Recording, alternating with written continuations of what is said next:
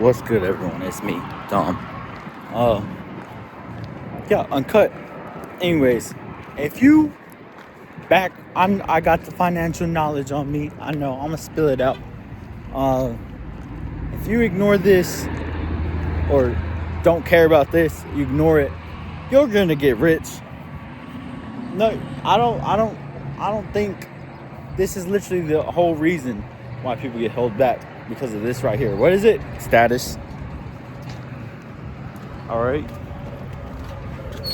You might be thinking, what is status? What do you mean by status? Status symbol. Status is something that it's basically just something we do for others just to seek validation. It's basically validation seeking. And status is basically what celebrities, all celebrities have status. It's like famous, fame, recognizable, familiarity is what it is. But when we talk about status in a materialism aspect, we're talking about like cars, like shoes, like things that get you recognized, get you noticed, get you attention, all right? So when I talk about, if you ignore this, if you just ignore this, ignore getting nicer things, and that's not saying you can't have nice things, but out of the ordinary, especially if you can't afford it. So like a car, like a super nice car, the super ultra rich wealthy don't just wear super nice clothes. Like, think billionaires, they look normal. They don't just be flaunting, all right? Because they like to keep a low profile. But the people who flaunt their wealth online like nothing really have something, really are overcompensating and really are just trying to sell you on things. And we like to think Ferraris, Lamborghinis, these crazy cars means they're doing well, means they're rich. Not really. They're just trying to advertise to show that they are. In reality, day-to-day normal people who flaunt that kind of stuff, that lifestyle, really ain't doing too well. Oh my gosh, this big ass semi is turning. Dang, that boy's a pro. Anyways, but if you just ignore this, you ignore the news, you live below your means, you upgrade when you can't. So like a new phone, that's sort of status. Upgrading new technology, that's a sort of status. You don't think it is, but it is. Now, unless you do need it, you know what I mean? Unless you do need an upgrade and everything like that, yeah, that's fine. But if it's not necessary, if it's not serving you, if whatever, damn, bro, people are crazy. If it's not serving you, then there's no point. And you're just really wasting a whole bunch of money. Think of your money as how many hours you work. A lot of what we buy, I'm gonna talk about consumerism real quick, is really not worth it. So you got a $20 t-shirt, you make $20 an hour. In reality, that $20 t-shirt probably cost you about 6 hours or a couple hours. It ain't cost you 1 hour of your life. No, it costs you more than that, because you got to think about taxes. You got to think about Social Security, Medicare, whatever it may be, whatever taxes there are. And your $20 is only worth probably 13 or something like that. It's worth way less. So that $20 t-shirt comes out to now being worth more of your life. That's how you got to think of it. And you might only wear that t-shirt like once. Like, you probably have so much clothes that you really just don't need, and it's just that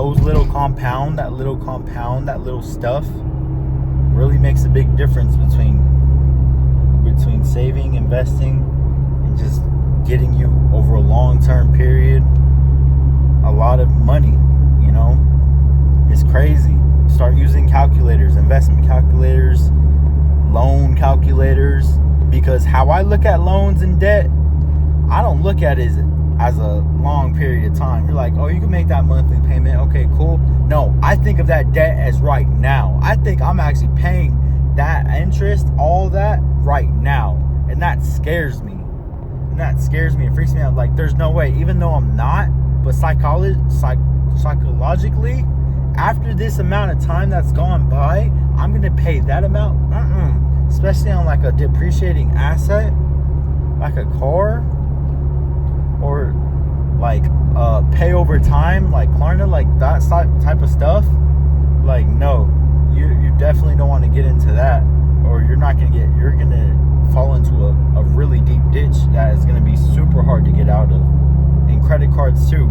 I literally don't understand why people pay interest on credit cards. You can be with any credit card and not pay debt on it, or not pay extra interest or fees on it. Like, bro, seriously, just don't use it for everything. Use it for small things. If you know you can't control yourself, because that's how they get you. Because over a 30-day period, that's a long time. You're going to use that credit card for a lot of short things, but it's going to accumulate and accumulate and accumulate, and it's going to roll over. And that's how they get you. And you miss one little thing, you forget, you don't got automated payments on or whatever, oh, you're screwed. Because now you're paying them. You're paying other credit card members of the same bank. You're paying for their free vacations, for their free hotels, for their free airplane tickets. That's how you gotta think of it. That's how they get money.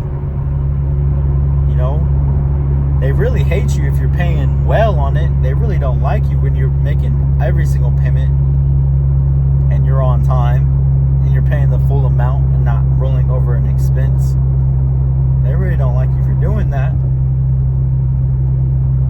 So, because you're actually using it the correct way, you're actually using it the way it should be intended for.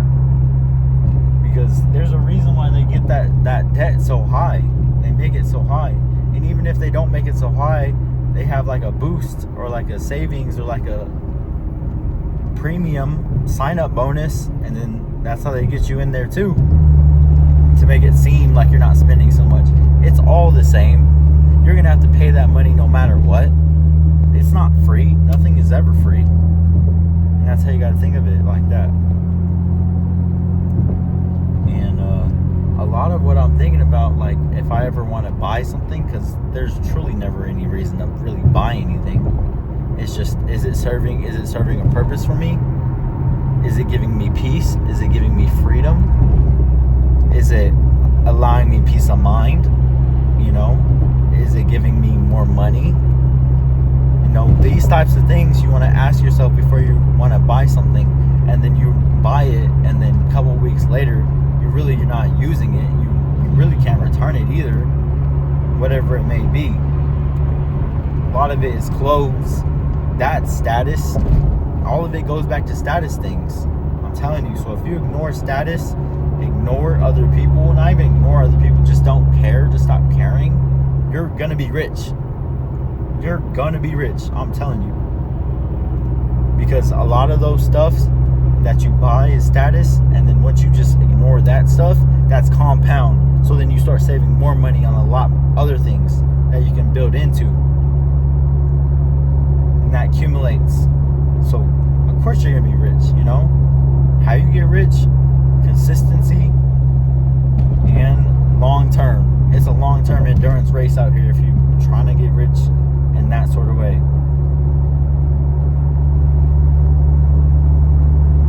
For real. Unless you hit the jackpot, you put it all on black, you know what I'm saying? Then, you know, I guess you're good off. But yeah, who's really doing all that?